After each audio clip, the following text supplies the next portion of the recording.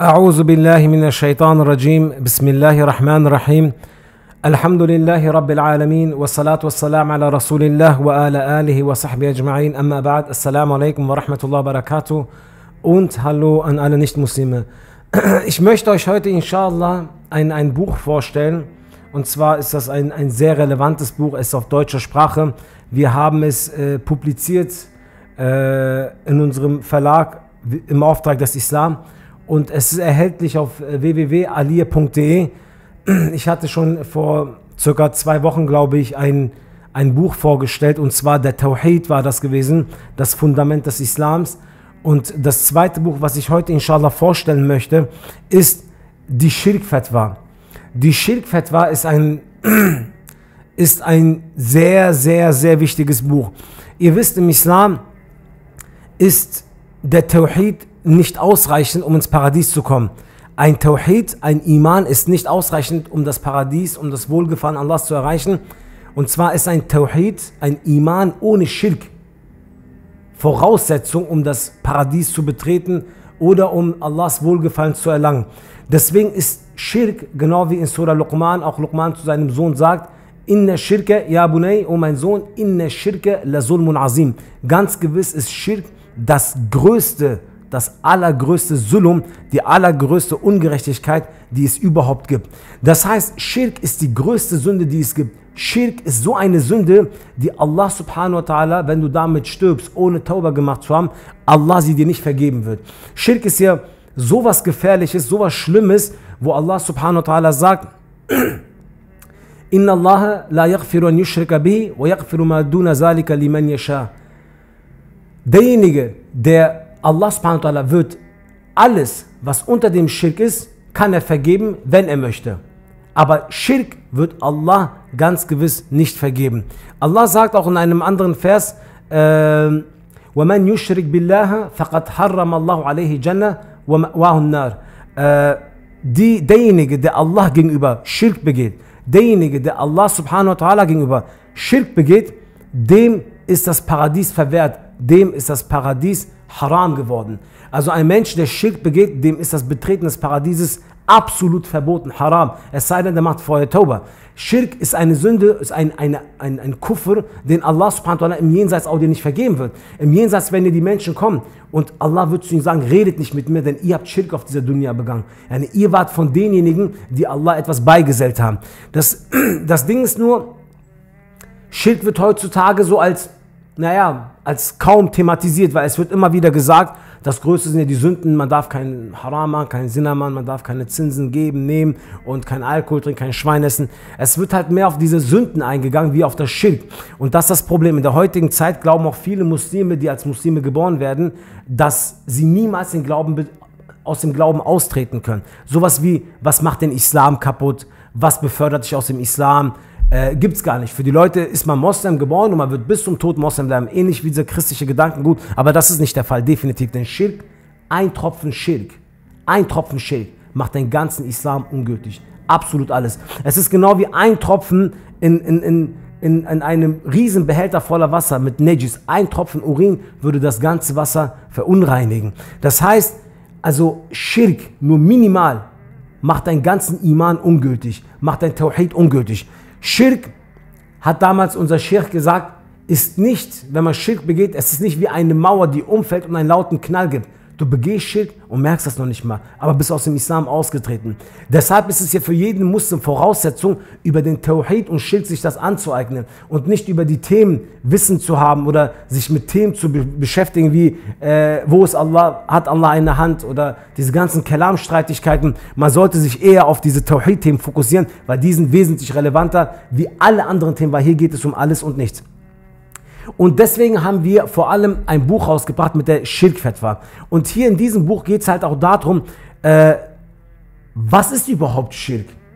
Wie begeht man überhaupt Schirk? Was sind heute die Götzen? Was ist heute das meist verbreitete Schirk? Werden heute noch Statuen angebetet? Werden heute noch Götzen gemacht und dann angebetet? Heute gibt es eine andere Art von Schirk. Und es ist ja nicht so, weil es jetzt keine Götzen gibt. Es heißt, dass es kein Schirk mehr auf dieser Dunya gibt. Nein, nein, so ist das nicht. Schirk gibt es immer noch. Schirk ist weit verbreitet. Und hier gehen wir auf diese Themen ein, mit gelehrten Aussagen, mit vor allem Versen aus dem edlen Koran und Hadithe des edlen Gesandten Allahs, a.s., wo wir darauf eingehen, was ist Schirk, was passiert mit jemandem, der Schirk begeht in dieser Dunya und im Jenseits, was ist die Gefahr vom Schirk, wie kann man Tauba machen vom Schirk, und die Fatwa der Gelehrten bezüglich vor allem das heutige Schirk dieser Zeit, und das ist demokratische Wahlen, das sind die Systeme, dass nicht mit den Gesetzen Allahs regiert wird und die Menschen, das Fußvolk, diese Leute befolgt, ihre Stimme an ihn abgibt, diese Leute unterstützen, das ist das Schirk. Denn sie stellen sich als Götzen auf, als Götter neben Allah, und die Bevölkerung unterstützt sie, macht sie Itat, macht Ibadat zu ihnen, indem sie ihnen ihre Stimme abgeben, indem sie verteidigen, indem sie unterstützen in allen Punkten. Und das ist genau das größte Schirk, was heutzutage herrscht. Und die meisten der Menschen, wie Allah es im edlen Koran auch immer wieder sagt, وَلَكِنْ أَكْثَرَ النَّاسِ لَا يَعْلَمُونَ وَلَكِنْ أَكْثَرَ النَّاسِ لَا يَفْقَهُونَ. Und die meisten der Menschen sind in Dalalat, die meisten der Menschen wissen es gar nicht. Die meisten Menschen sind undankbar, sagt Allah. Die meisten Menschen sind Mushrikun. Und seid euch sicher, die meisten der Menschen, die sind es unbewusst. Also sie sind es teilweise, also größtenteils glaube ich sogar, unbewusst. Und deswegen haben wir ein Buch auf Deutsch herausgebracht mit die Schirk-Fatwa. Und diese Schirk-Fatwa geht es auch darum, vor allem in das Thema diese demokratischen Wahlen. Weil es gibt viele Palastgelehrte, es gibt viele, die behaupten auch Prediger zu sein oder Da'is zu sein oder islamische Gelehrten zu sein und fangen an Dinge zu verteidigen, die Götzen, die den Schirk verteidigen. Sie sagen dann, man darf wählen gehen, man darf demokratisch wählen gehen, die Absicht ist relevant. Und all diese Punkte, all diese Scheinargumente, all diese Trug, diese Argumente, die sie vorbringen, sind sehr schwach. Dazu haben wir auch sogar ein Buch rausgebracht. Dazu werde ich im nächsten Video eingehen, die Scheinargumente. Aber erstmal das Schirk. Warum das überhaupt Schirk ist, mit Beweisen aus dem Koran, mit Beweisen aus der Sunna, mit Aussagen der Gelehrten, der klassischen Gelehrten, wie Ibn Kathir, Imam Qurtubi und so weiter. Und deswegen empfehle ich auf alle Fälle, bestellt euch dieses Buch.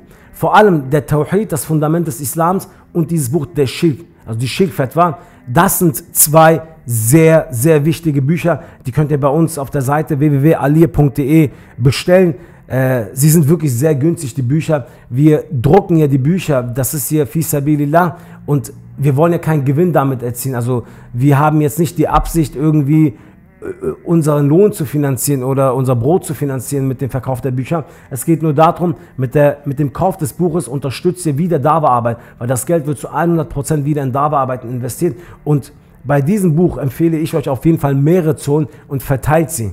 Verteilt diese Bücher. Ihr werdet so in dieser Form auf deutscher Sprache das Thema der Tawhid und der Schirk selten oder fast kaum irgendwo vorfinden, weil es ist nun mal so, dass die meisten der Menschen oder die meisten, die behaupten noch Muslime zu sein, einer Meinung folgen, die nicht islamisch ist, die eigentlich weit entfernt von der islamischen Theologie ist eigentlich, und sie kommen mit Argumenten, was ihnen passt, was ihrer Logik zuspricht. Oder es kommen Argumente wie, willst du mir sagen, dass alle anderen falsch sind und ihr seid richtig? Oder wie, ich gehe schon seit 10 Jahren in die DİTİB-Moschee, habe das nicht gehört. Das sind halt alles emotionale und persönliche Aussagen. Oder das kann doch nicht sein, er geht doch beten. Siehst du nicht, er macht auch Ibadat, er geht doch auch in die Moschee, er liest doch auch Koran. Und das ist das Problem, das sind alles nur emotionale Aussagen. Und wir sagen immer wieder, guck mal, es geht nicht darum, wen du magst, wen du liebst, was du für ihn empfindest. Es geht hier darum, Allah seine Religion,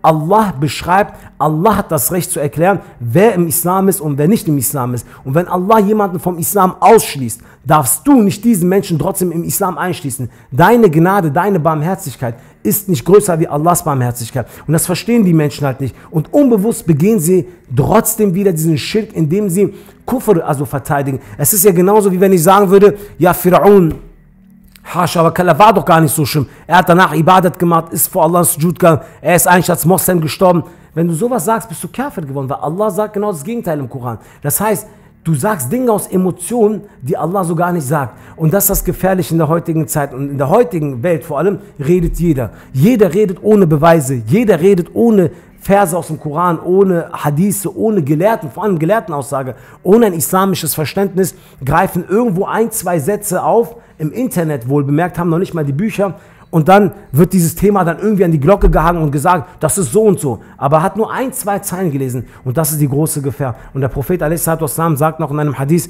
es wird eine Zeit über euch kommen, da wird das Jahalat, die Unwissenheit, auf euch hinabkommen, und das Töten, das wird sich vermehren. Und das ist genau diese Zeit. Yarfa'u fiha ilmu, das Ilm wird sich hochheben, das Ilm wird aufgehoben werden, und das Jahil wird herabgesandt auf die Menschen, und das ist die heutige Zeit. Deswegen vertraut eurem Glauben, euren Iman niemanden an. Vertraut eurem Islam niemanden an. Das ist sowas Wertvolles, sowas Kostbares. Im Jenseits seid ihr tot, Allah wird euch zur Rechenschaft ziehen. Es hilft dann nicht, es wird nichts wird das rechtfertigen, wenn ihr sagt, er hat das gemacht, er hat mich doch überzeugt. Es waren so viele, ich wurde getäuscht. Allah hat dir den freien Willen gegeben. Seid bei eurem Iman, ihr seid in so vielen Sachen so genau, wenn ihr euch ein PC kaufen wollt, wenn ihr euch etwas kaufen wollt, ein Auto, dann schaut ihr 10.000 Mal nach, ihr hinterfragt, ihr guckt, ihr nehmt jemanden mit, ihr kontrolliert. Und im Islam, da geht es um alles. Es geht um alles. Das Paradies, es geht um Hölle, es geht um Allahs Zufriedenheit oder Allahs Zorn. Da sind wir so labil, dass wir einfach irgendwo in eine Moschee gehen, und wenn jemand uns was sagt, dass wir das glauben, glaubt auch nicht mir. Ich sage nicht, ihr sollt mir glauben, ihr sollt niemanden glauben. Ihr müsst bewusst nach dem Islam suchen, bewusst, was Allah subhanahu wa ta'ala von euch will. Und das ist natürlich, wenn ihr euch richtig damit beschäftigt, mit der Koran und der Sunna. Und wir haben diese Bücher gedruckt. Wir haben auch dazu übrigens sehr viele Videos. Jeder, der unseren YouTube-Kanal kennt, im Auftrag des Islam TV, werdet ihr auch die Videos immer wieder zu Tawhid finden, zu Schirk, zu Radiers finden, zu Scheinargumenten, auf die wir eingegangen sind, finden. Also deswegen kann ich euch auf jeden Fall empfehlen, kauft euch, bestellt euch dieses Buch bei www.aliye.de. Wir haben noch genug vorrätig da. Und bestellt ruhig mehrere und verteilt sie zu Dawa-Zwecken. Ihr müsst nicht viel erklären. Wenn ihr jetzt ein Buch jemanden gibt, dann ist das auch eine Methode der Dawa. Und hier haben sich die Brüder sehr viel Mühe gegeben, das Buch zusammenzufassen, teilweise zu schreiben, die Fetwas zu übersetzen. Und wir haben hier wirklich ein sehr, sehr schönes, sehr, sehr gutes Buch. Es beginnt wirklich hier mit den Fetwas der Neuzeitgelehrten, auch die genau zu diesem Thema, vor allem Demokratie, demokratische Wahlen, die demokratischen Herrscher und ihre Unterstützung begeht, dass das wirklich Taghut und das Kufr und Schirk ist. Hier wird das erklärt, klassische Gelehrten, weil es wird immer gesagt, welcher Gelehrte sagt das? Nein, hier gibt es Gelehrte.